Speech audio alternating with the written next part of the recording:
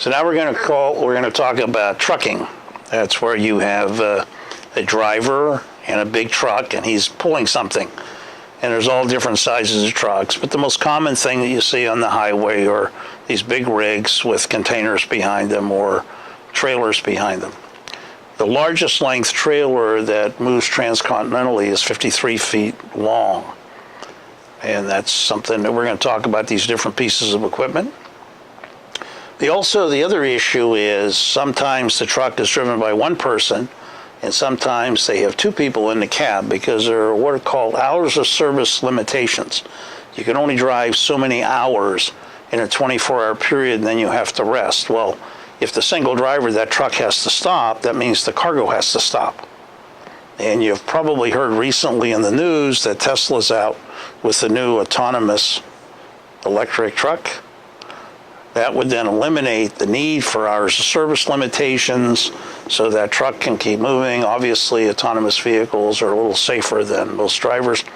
And if there's any question whether or not that's true or not, my son has pointed out on a regular basis that I was the motivation or inspiration for autonomous driving. And if anybody's been in a car with me driving, they will understand that that's a valid point.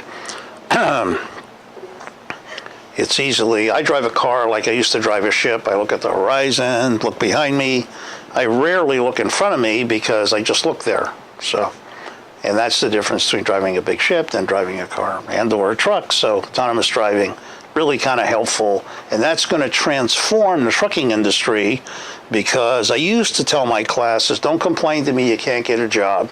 I would say, go sell something or go drive a truck. Now I'm down to one thing, go sell something. Because trucking is going to go through an evolution to where you're only going to have people driving in places where there's a lot of variability. Okay, that's long-haul trucking we're talking about. Short-haul trucking is usually within, you don't necessarily have to have a large trailer. It's going to be a little shorter if you're making a delivery. A good example would be, I had a client, the MGM Grand, the hotels in Vegas. Well, those shops that they have at the casino, you can't back a trailer up to, because there's no room.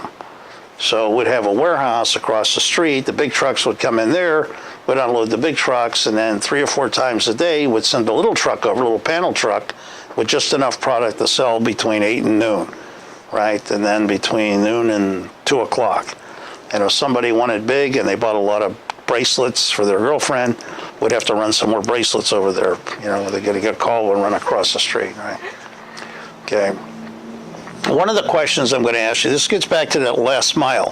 For those of you that use Amazon like I do, you've got somebody coming to your door pretty much every day, right, dropping something off and sending you a text that they just delivered something, right? Now, is that an employee of Amazon? Is he driving his own car? Is he driving a truck that says Amazon?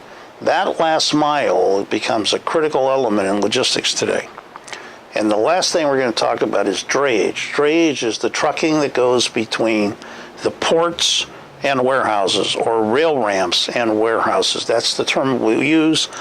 And there are a lot of independent drivers that do that work. There's a way of making good money doing that.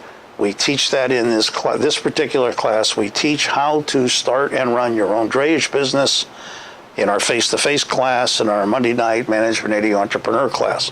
So if you want to do that, take Management 80 or take IBUS 75 face-to-face, right? You can make good money doing that. The question is, can you be reliable? That's actually a pretty good question for any person trying to start their own business. Okay?